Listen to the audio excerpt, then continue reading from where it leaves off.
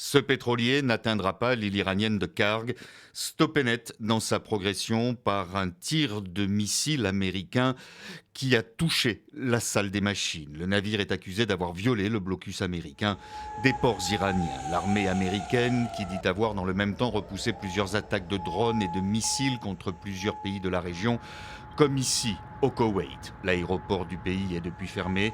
Il y aurait eu plusieurs blessés et d'importants dégâts selon l'armée koweïtienne. Washington affirme avoir mené des frappes au sol sur l'île iranienne de Kesh dans le détroit d'Ormuz. Scénario quelque peu similaire à celui de lundi, avec en toile de fond les négociations avec l'Iran qui piétinent.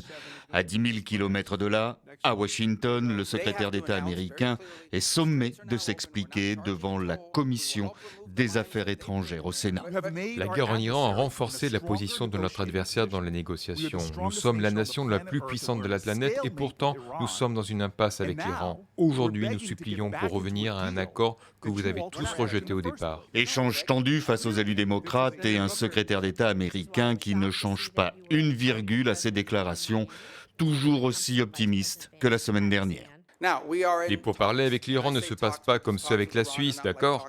C'est très différent. Malheureusement, ils nécessitent le recours à des intermédiaires. Mais nous continuons à espérer que cela aboutisse aujourd'hui, demain ou la semaine prochaine.